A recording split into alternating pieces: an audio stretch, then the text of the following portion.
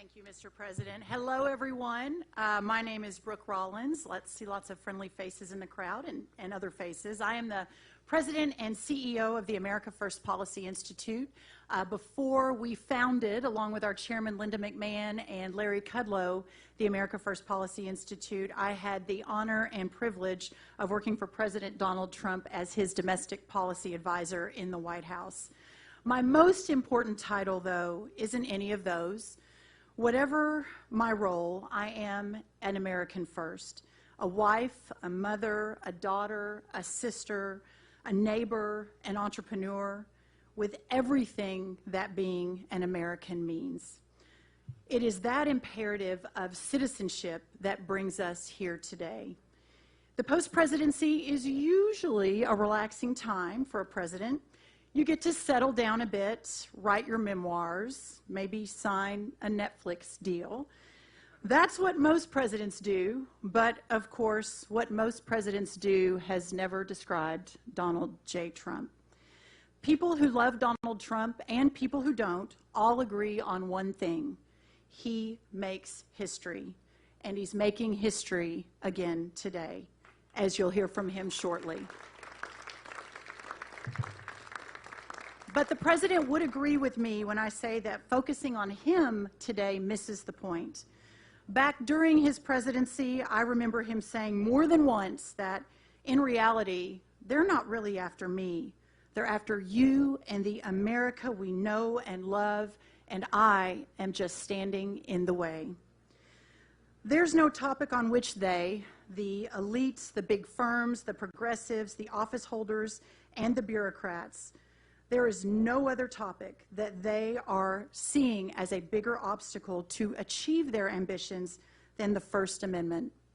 The First Amendment, the bulwark of our liberties, is what enables us as citizens to resist them at every turn. The First Amendment truly stands between them and us. When they try to tell us what to read, the First Amendment gets in their way. When they try to tell us what to think, the First Amendment gets in their way. When they try to tell us what to believe, the First Amendment gets in their way. And when they try to tell us with whom to worship, with whom to associate, with whom to congregate, and with whom to be friends, the First Amendment gets in their way.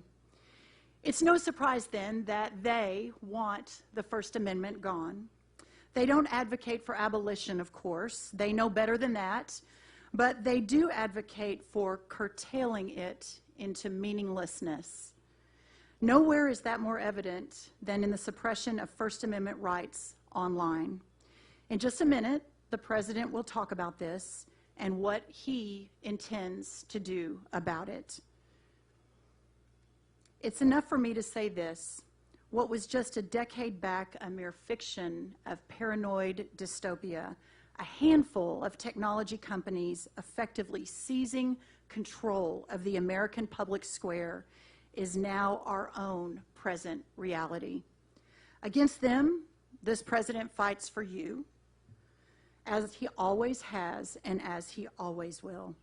Ultimately, the issue at hand is the same issue that has gripped the nation since the day almost exactly 6 years ago when Donald Trump made his famous escalator ride into history, becoming candidate Trump, and then nominee Trump, and then President Trump.